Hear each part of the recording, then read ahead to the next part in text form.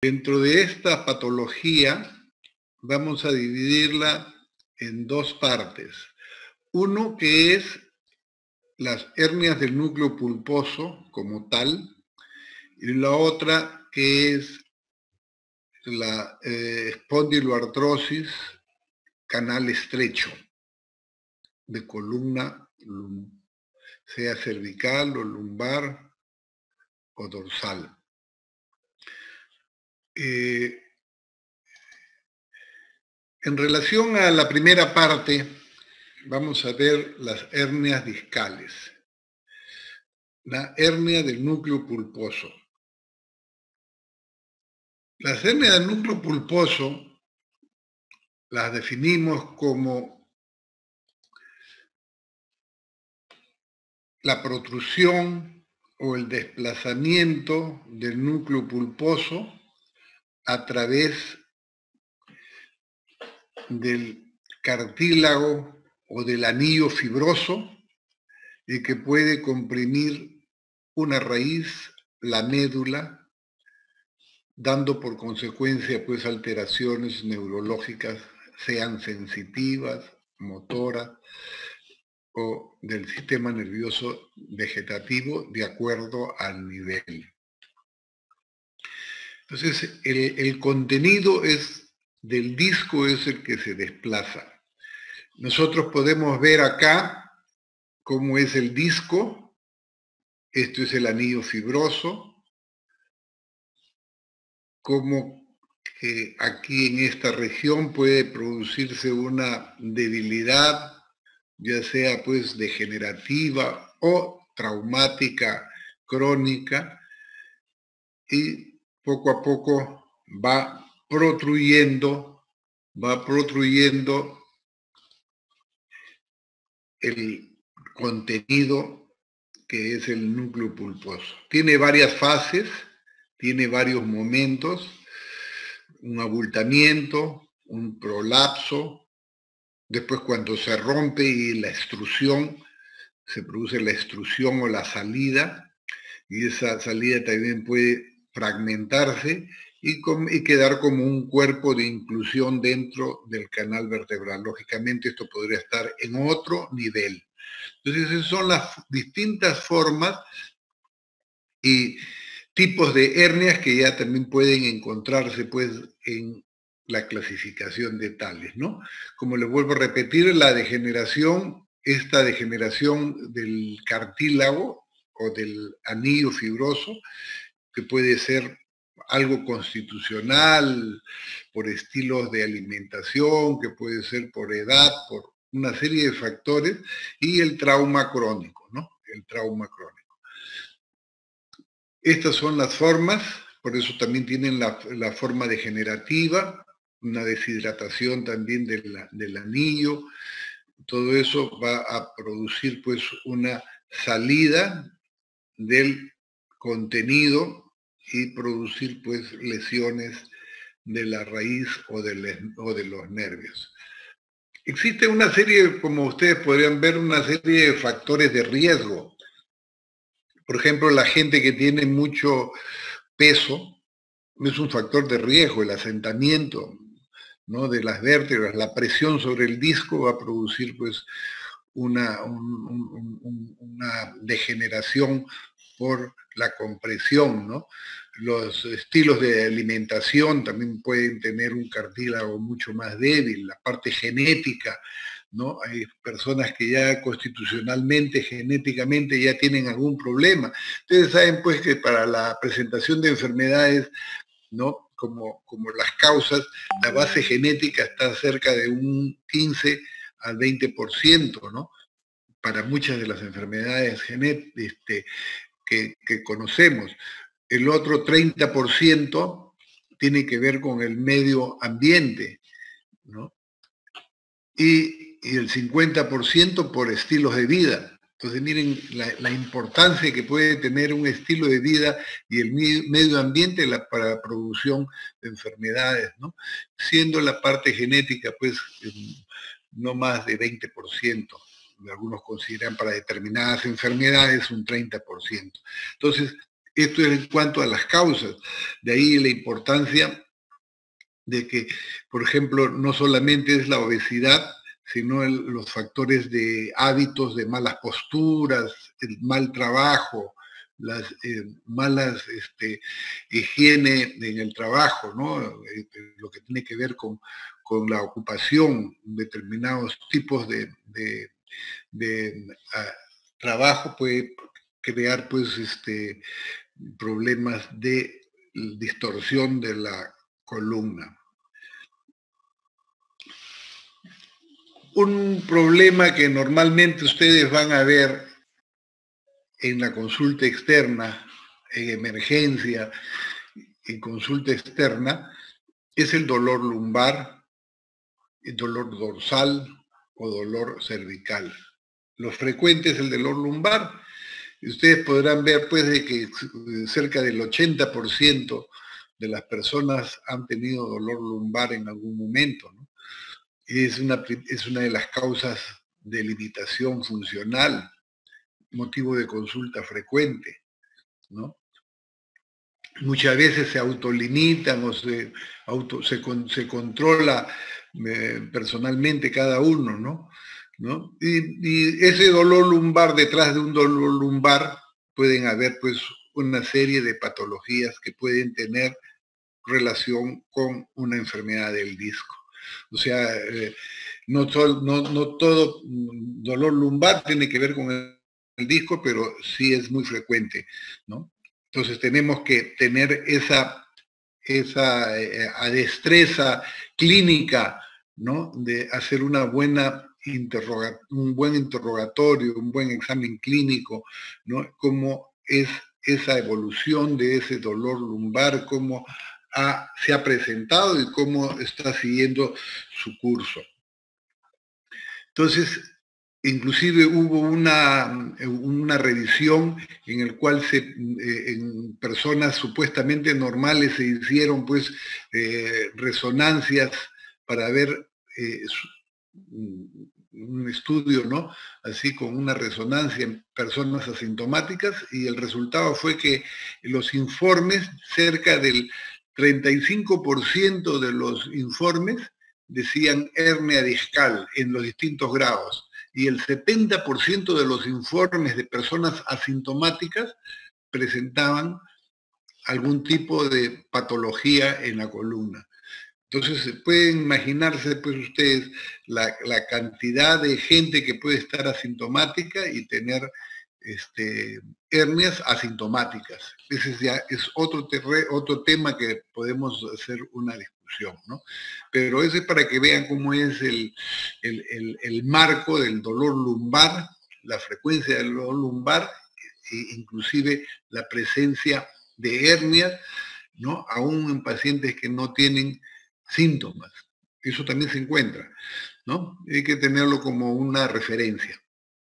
Entonces, el disco vertebral tiene una serie de funciones que acá les mantenemos, ¿no? Que es amortiguador, ¿no? Puede dañarse algunas características por traumatismos, cambios degenerativos propios, etcétera, y que van a producir una alteración, pues, de las raíces nerviosas.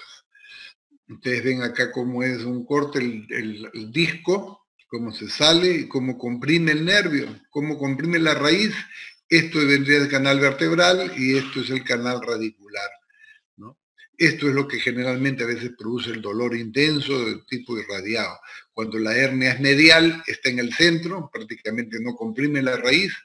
Cuando la hernia es lateral, entonces va a comprimir la raíz, ¿no? Y ustedes pueden ver ahí cómo se presenta la hernia y cómo es la relación con la raíz en varios cortes, ¿no?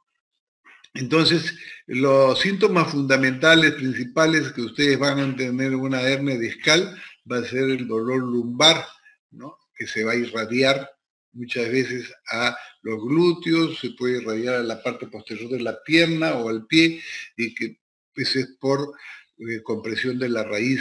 Cuando es lateral, cuando es medial, puede no haber el signo de la irradiación radicular. Inclusive el dolor puede aumentar con las maniobras de Valsalva o con la tos o con los esfuerzos. Entonces, eso también tiene que ver con la compresión de la raíz. Asimismo, las parestesias y una serie de síntomas que pueden aparecer en... Igual, así como a nivel lumbar, a nivel cervical, se presenta pues el dolor, ¿no? Y ese dolor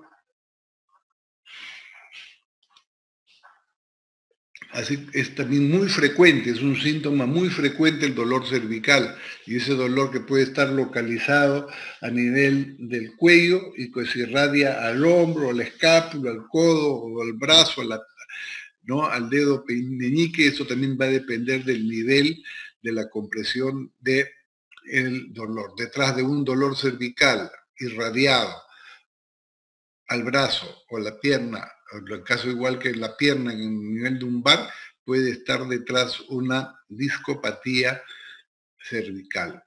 Entonces, tenemos que la clínica es muy importante, los síntomas, cómo se presenta, bajo qué condiciones se ha presentado el dolor, si es un dolor que se presenta por primera vez, si se presenta continuamente, por crisis, y si esas crisis van aumentando progresivamente en el transcurso de los meses o de las semanas también, o también a veces hay cuadros en el cual se presenta en forma brusca y se produce la herniación, y esa herniación le comprime el nervio y no para hasta que no se haga el tratamiento quirúrgico.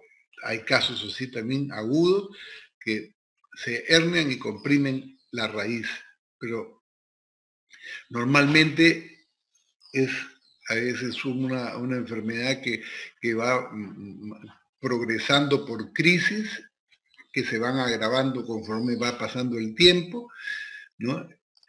Entonces, para hacer el diagnóstico, nosotros tenemos algunos signos después de la exploración clínica. Tenemos una radiografía convencional. Con una radiografía simple hay dos signos importantes.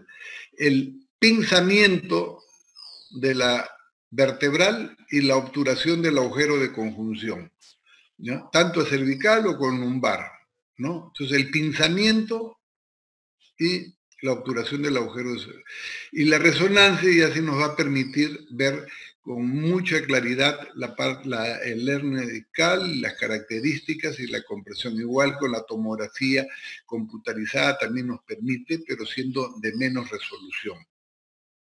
Hay el estudio funcional de las consecuencias de la hernia, ya se hacen por medio de la electrofisiología, para ver, no es que esto haga el diagnóstico de hernia, sino hace el diagnóstico de la compresión del disco herniado, ¿no? De la raíz respectiva. Ustedes, como podrán ver acá, ustedes tienen ahí está el disco hidratado. Acá tienen el disco deshidratado, degenerado, y cómo ha salido acá la protrusión y está haciendo un bloqueo ahí de la raíz, ¿no? Entonces, una vez que nosotros tenemos el diagnóstico de una hernia, vamos a ver el tratamiento médico. El tratamiento médico inicial siempre es importante, darle sus analgésicos, relajantes, musculares, sobre todo cuando las hernias no son muy grandes, están en un proceso de protrusión o prolapso que no comprime las raíces. Uno puede emplear una serie de tratamientos que, como les decía a un inicio, hay mucha gente que de repente tiene la hernia, pero que no, una hernia, pero que no le molesta. Entonces, igualito uno accidentalmente puede tener una persona un dolor y se le hace una resonancia y se le encuentra una hernia, pero no necesariamente esa hernia o ese dolor es producto de la hernia, ¿no? Puede ser por otras causas también que hay que investigar, de ahí la clínica es importante. Pero en el caso de que se encuentre solamente la hernia, y pequeña y que puede no necesitar tratamiento quirúrgico porque no comprime raíz y no está produciendo mucha molestia, hay que usar pues tratamientos de antiinflamatorios, ¿no? Tratamiento antiinflamatorios y algunos, hasta terapia física inicialmente, una vez que uno tiene el diagnóstico. Ahora, el tratamiento quirúrgico está basado hay varios tipos, ¿no? Puede ser endoscópico, puede ser microdisectomía, que es con microscopio, ¿no? Puede ser quimionucleosis, nucleotomía percutánea. Hay una serie de técnicas que se usan quirúrgicas. Esta microdisectomía es con microscopio y también aquí hay la disectomía clásica sin microscopio, simplemente con magnificación. ¿Ya? Pero esto es, el objeto es hacer la disectomía o la extirpación del disco herniado. Hay tratamiento de tipo fisioterapia, que ustedes ya lo van a ver seguramente, una serie de tipos que se hacen en rehabilitación, que ustedes van a revisar en su momento.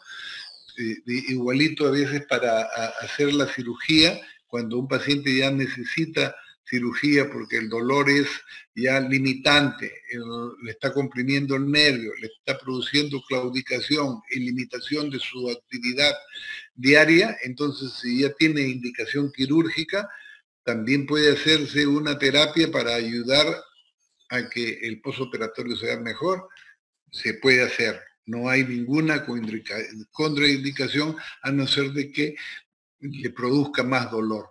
Igualito en el postoperatorio también puede necesitar terapia y una serie de tratamientos de tipo físico, ¿no? El tratamiento quirúrgico, les vuelvo a repetir, consiste en hacer una laminectomía y una disectomía. La lámina se puede sacar para poder abordar al disco, para tener más campo y hacer la descompresión de la raíz que está comprimida y hacer la extirpación del disco. Ese espacio se puede curetear. Se hace la ampliación del canal radicular muchas veces. A veces está el canal radicular comprimido, se amplía el canal y no hay mucha protrusión, entonces no es necesario sacar el disco. Esto de tratamiento quirúrgico es general, ¿no? No necesariamente puede ser una laminectomía. Ahora hay técnicas en la cual a través del foramen, el espacio interlaminal, laminar también se puede hacer sin hacer laminectomía. Si se hace foraminotomía, se abre el foramen y se hace la disectomía. Pero lo que sí está generalizado es hacer una laminectomía o una hemilaminectomía más disectomía. El objeto es hacer la disectomía.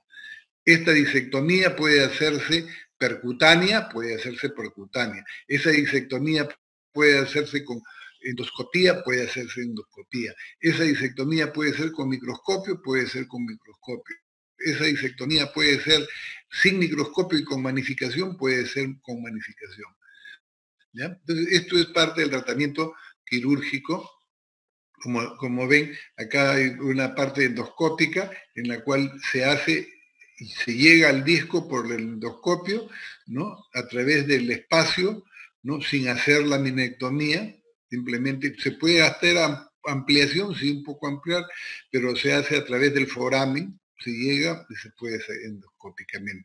Esto mismo se puede hacer con la parte con microscopio quirúrgico. Son técnicas que se hacen mínimamente invasivas, ¿no? Pero que ayudan. Lo que nosotros generalmente recomendamos es hacer la foraminotomía, ¿no? Con pequeña y con ayuda de magnificación, que tiene buenos resultados. ¿Hay otro tipo de tratamiento alternativo? Sí. La ozonoterapia y la radiofrecuencia. La ozono, se hace inyección de ozono de 3 o 4 o 5 centímetros cúbicos en el disco, y el ozono tiene esa propiedad de poder encoger, por decir, ¿no? Deshidratar, ¿no? Retraer el disco, ¿no? Igual que la radiofrecuencia. La radiofrecuencia y el ozono que se aplican intradiscalmente se tiene que hacer con ayuda del arco en C o de la tomografía, ¿no? Son tratamientos alternativos que lógicamente muchos de ellos de repente pueden terminar en una cirugía ya abierta, ¿ya? Como decía, el tratamiento quirúrgico es importante tener muchos aspectos, ¿no? Es la farmacia, farmacológicamente, calmar el dolor, hasta problemas de psiquiatría pueden tener el dolor crónico. Gente que tiene dolor crónico y después de la cirugía siguen con dolor a pesar de que se le ha hecho la extirpación. Entonces hay una serie de factores que tiene que manejarse un paciente que tiene una hernia. Lógicamente no todos terminan en eso, hay que hacer un tratamiento integral. Esto significa que hay que manejar integralmente al paciente, ¿no? No solamente ver la parte quirúrgica, ¿no? Eso es en cuanto a las hernias. Y nosotros tenemos aquí después, vamos a ver otro tema, que es la espondilitis y la enfermedad espondiloartrósica, ¿ya? La espondilitis, acá están todas las enfermedades infecciosas. Ustedes saben de que la columna puede ser, digamos, puede llegar una infección y el sitio generalmente que se infecta es el disco, ¿no? Y un disco inflamado va a producir una disitis, una inflamación que es bastante frecuente, ¿no? En determinadas zonas y regiones, ¿no? Y una de las principales son dos enfermedades que pueden producir problema de columna, infección, es la tuberculosis y la brucelosis, ¿no? Tuberculosis y brucelosis. Acá en nuestro país la incidencia de tuberculosis por cada 100.000 habitantes llega casi a 100, ¿no? A 100 por cada 100.000 habitantes, ¿no? Acá es una relación de su presencia, ¿no? La espondilitis, la tuberculosis, que es un tema que tiene que ver mucho, inclusive con factores de riesgo como la mala nutrición, etcétera, y la desnutrición, ¿no? Entonces, que están presentes en nuestro país y lo tenemos pues como un diagnóstico diferencial de la disitis que puede aparecer y puede confundir con una hernia también, ¿no? ¿Por qué? Porque esto, mire cómo se carcome ahí el disco y la vértebra, ¿no? Puede ser bacteriana, puede ser tuberculosa, puede ser espondiloartrósica por brucela, ¿no? Por estafilococo. Entonces hay que hacer una buena evaluación clínica e integral, ¿no? Del paciente, ¿no? ¿Ya? El mal de Pot, conocido por todos nosotros, que es una enfermedad que se presenta muy frecuentemente, ¿no? En la patología de columna, ¿no?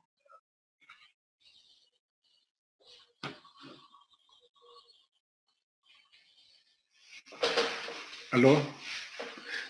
¿Ya? Entonces viene con la espondiloartrosis.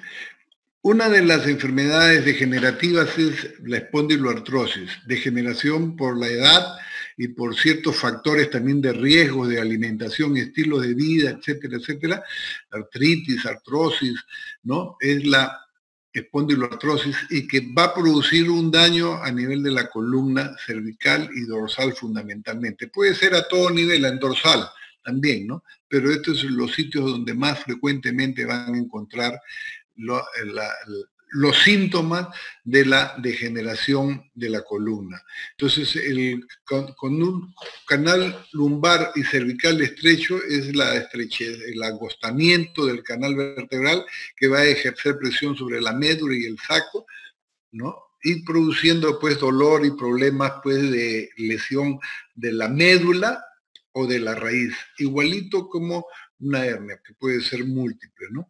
Puede ser congénito, puede ser adquirido, ¿no? Entonces, esto de acá es la enfermedad. Los síntomas son dolor crónico, limitación, funcional. El dolor puede estar ubicado en cualquier región de la columna y que va progresando y limitando progresivamente la actividad del paciente, ¿no? Cuando hay una estrechez del canal, lógicamente el tratamiento puede ser médico o quirúrgico, va a depender de una evaluación. En el caso que requiera pues tratamiento quirúrgico es porque ya no ha respondido al tratamiento médico y le está produciendo mucha limitación al paciente, sobre todo mucho dolor.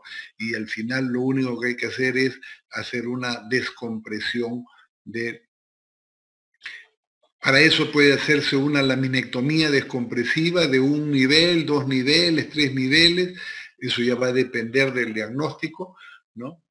Puede necesitar dispositivos como tornillos, ¿no? Para poder fijar barras, para hacer la fusión, ¿no? Y de esta manera, pues, aliviar, digamos, esa compresión. Paciente con un canal estrecho lumbar, aparte del dolor y la limitación, puede quedar hasta con paraparesia, paraplegia, cuadriparesia, cuadriplegia, etcétera, que puede presentarse en transcurso de años, ¿no? Entonces, eso va a necesitar o puede necesitar tratamiento quirúrgico, ¿no? Sobre todo si es que el paciente está con mucha claudicación, ¿no? Para eso también es importante un buen consentimiento informado, ¿no? ¿Por qué? Porque muchos pacientes son crónicos y pueden hasta empeorar mucho su cuadro, sobre todo en la región cervical, ¿no? Entonces hay que tener mucho cuidado en hacer las cirugías de estos pacientes. Por ejemplo, acá ustedes ven cómo se puede poner esos tornillos transpediculares, esas son fijaciones que se hacen, que puede ser, se saca toda la lámina, se deja abierto atrás, puede ser de 1 nivel, 2 niveles, 3 niveles, ¿no? Se coloca tornillos en 4, 3 niveles y se abre la parte posterior que está comprimida y estos son los discos que se puede poner de reemplazo en algunos casos, ¿no? Eso es en cuanto al canal estrecho, la espondiloartrosis, que va a producir mucha molestia, ¿no? Y limitación funcional, ¿no? La indicación quirúrgica, pues, de ello, pues, va a estar supeditado, pues, también mucho a los síntomas. Muy bien, señores, eso es todo. ¿Alguna pregunta? Ya no creo que haya para preguntas. Sí, doctor, justamente les había comentado sobre que teníamos clases a las 10. Ah. Justamente le había comentado a usted que teníamos clases a las 10 de oftalmología. Ya, pues por eso, ahí quedamos ya, estamos completos. Ajá, ya está bien, doctor, ya estoy coordinando las más teorías con los otros doctores. Ya, no hay preguntas, entonces ya vayan nomás. Yo les voy a mandar la diapositiva, esta y la otra, ¿ya? Ya, doctor, perfecto. Ya, correcto. Listo, doctor, muchas gracias. Que le vaya bien, hasta luego. Hasta luego, doctor, gracias.